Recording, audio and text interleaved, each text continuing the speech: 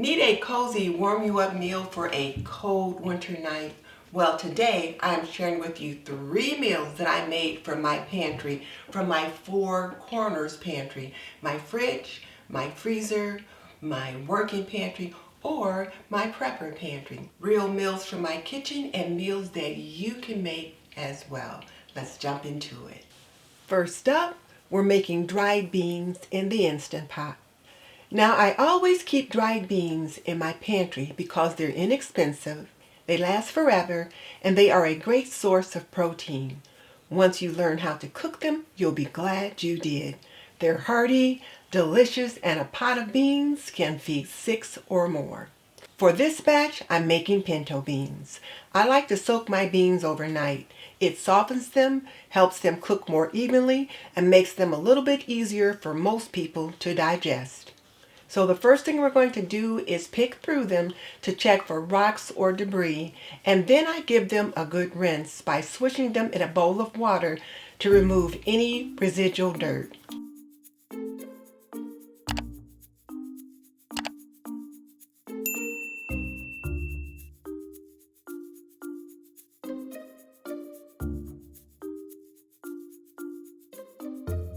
Next, we'll place them in a large pot, cover them with about 4 cups of water, and set them out to soak overnight. There is a quick cooking method, and you can find that on the back of the bag of beans.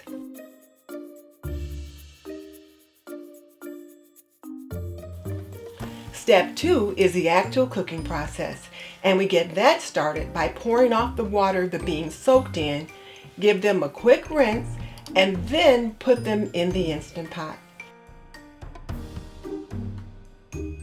Next, I cover them with 2 cups of chicken broth, 2 cups of water, and add a turkey tail.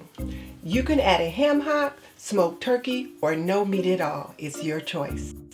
Then I add a packet of Szechuan seasoning, some chopped onion, a little garlic powder, and a couple of bay leaves.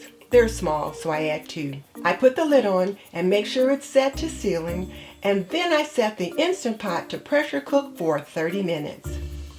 While that's cooking, I get the rice started in the rice cooker. Don't have a rice cooker? Just cook it on the stovetop. Rice and beans are a nice combination, and both are pantry staples. To make this meal even more cozy, I'm also making a pan of skillet cornbread. Beans and cornbread just naturally go together.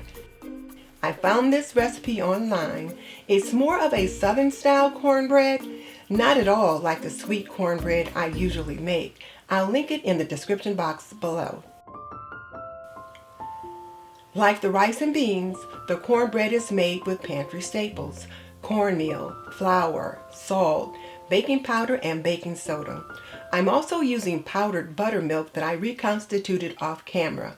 It too is a pantry staple.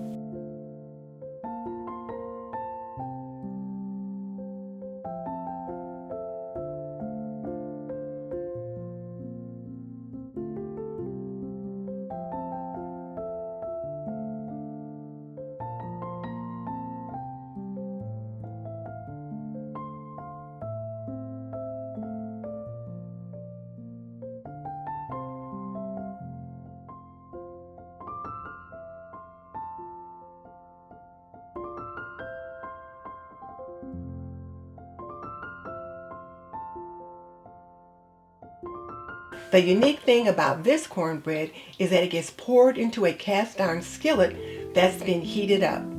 I also melted a couple of tablespoons of butter to prepare the skillet to receive the cornbread mix. I sprinkle a bit of water on the skillet to check for a sizzle. When I hear that crackle, I know it's hot. And here's the other thing about this recipe. I was to let the cornbread cook on top of the stove for 1 minute before putting it in the oven. That process created a crispy bottom and sides. The beans cooked for 30 minutes. Once done, I let the pressure naturally release for about 15 minutes. Now, one of the things I did when the beans were done was to taste them, and then I added more seasoning to my liking. I also poured off about half of the bean broth. I was going to reserve the broth for bean soup later in the week.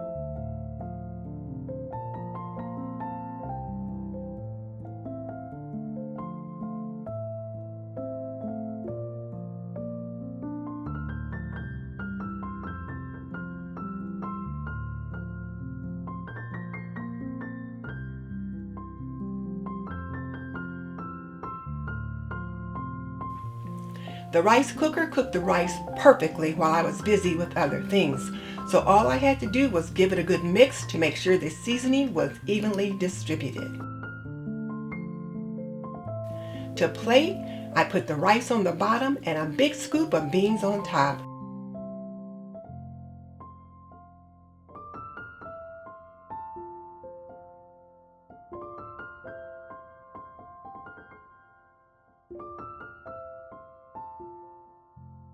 Served with the Southern-style skillet cornbread.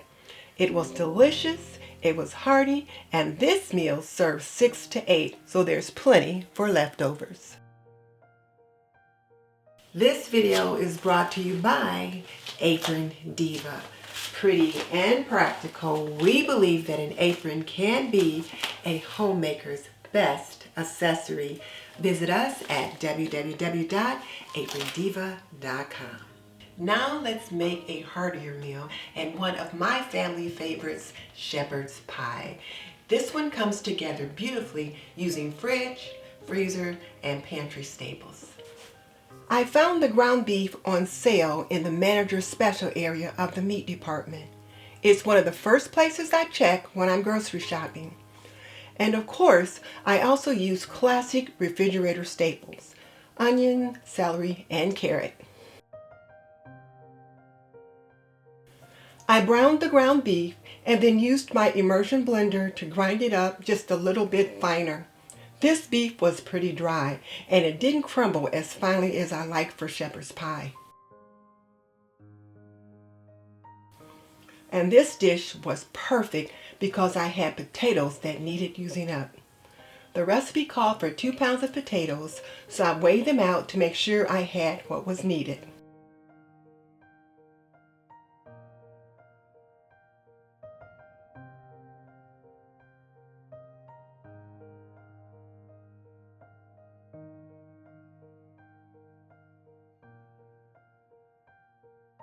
I gave them a good scrub,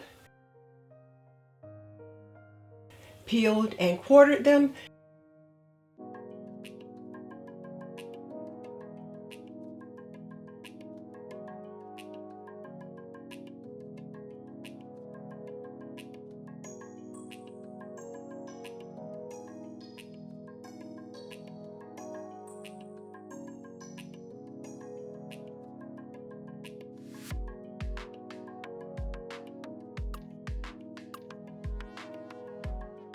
then drop them into a pot of salted water.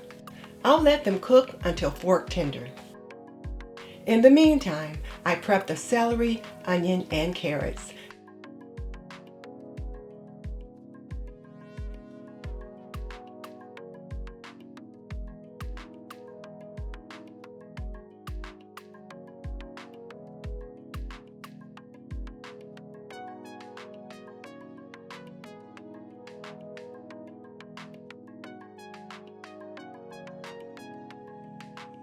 Then put them in the skillet with the ground beef.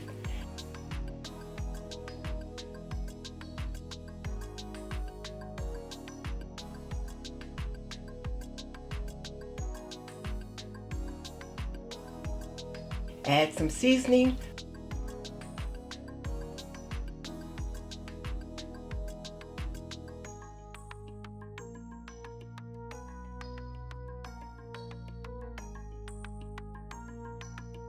then stir in the frozen corn and peas. Again, all pantry or freezer staples.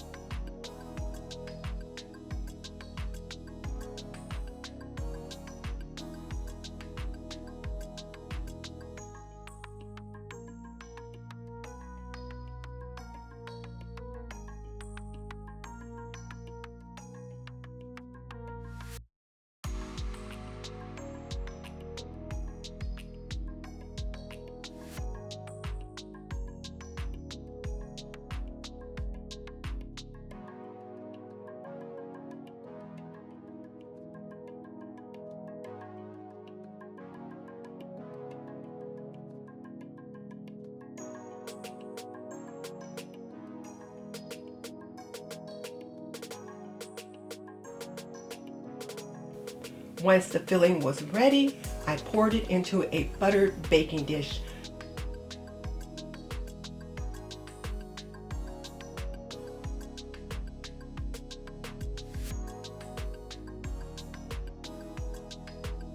Then got to work on those mashed potatoes. By this time, they were fork tender, so I drained them, then turned them into a bowl.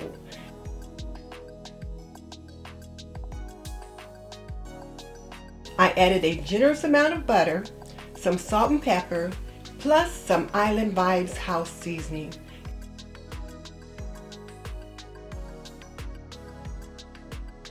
A cup of shredded cheddar, and then gave it all a good mix.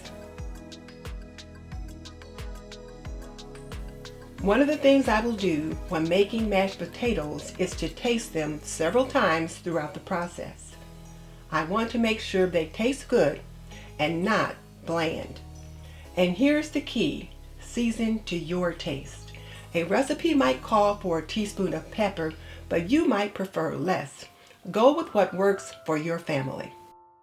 I dropped large dollops of mashed potatoes on top of the shepherd's pie filling, and then I smooth it out.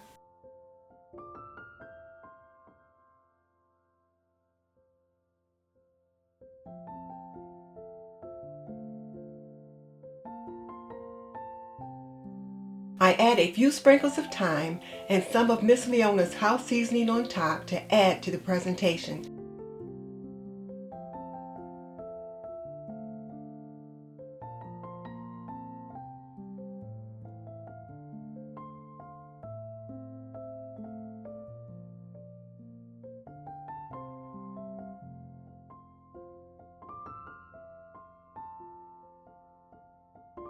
And into the oven it goes to get warm and bubbly. I let it bake for about 25 minutes. The potatoes should be slightly crisp on top and golden brown. This is one of those use what you have meals that feels like a hug on a cold night. And it's so easy to adjust. You can use turkey, chicken, add different vegetables. Just work with what's already in your kitchen. And this dish serves 6.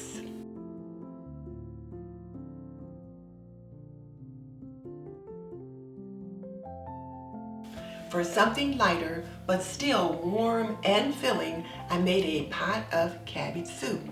This one is perfect for cold evenings. In this segment, I made a big pot of cabbage soup. This is one of my go-to winter meals because it's warm, filling, budget-friendly, and it is easy to make. I started by prepping the vegetables, giving the cabbage a good rinse, and then I wash, peel, and chop the onion, celery, and carrots. These are basics I always keep on hand.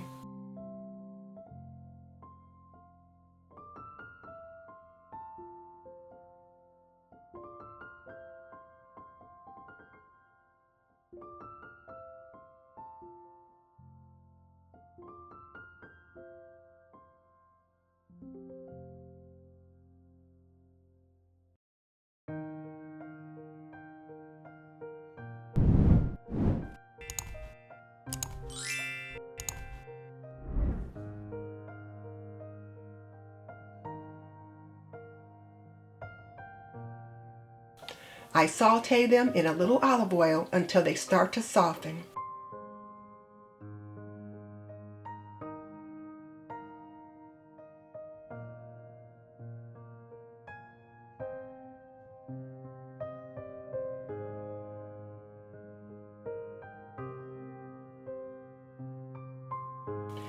Then I add some seasonings and 2 cans of fire roasted tomatoes. And here's the tip. Be sure to scrape the cans to get out all the goodness.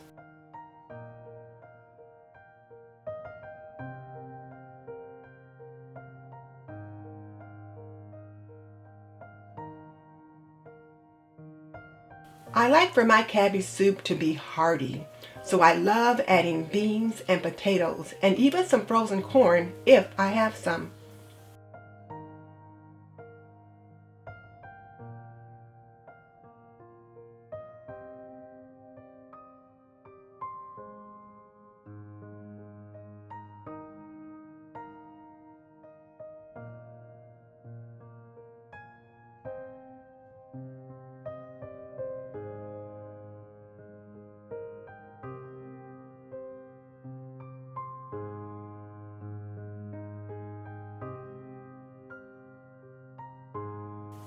Once I get everything in, I give it a good stir.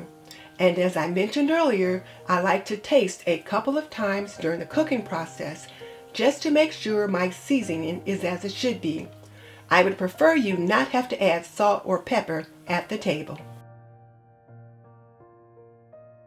And this was one of our meatless meals. However, you can add chicken, turkey, ham, or Italian sausage if you like. Make it your own. While the soup was simmering, I warmed up some of that skillet cornbread we had earlier in the week.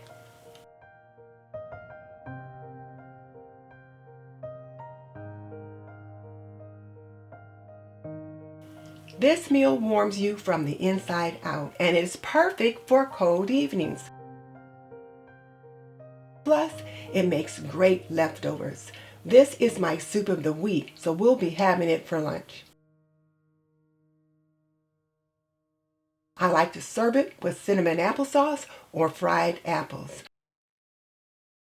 Now, if you want to have more control over what goes into the food that you put on your table, check out my course, Yes You Can, A Beginner's Guide to Water Bath Canning. In that course, I show you how to confidently and safely make jams and jellies and sauces and that kind of thing so that you know exactly what goes in that jar. I will link it in the description box below. So when you're cooking from your Four Corners Pantry, what are you making? Tell me in the comment section below. And when you're done here, go on over and check out Miss Leona at Ebony, Ivy, and Thyme to see what she's cooking up over there. But if you were there first and then you came over here, check out this video next.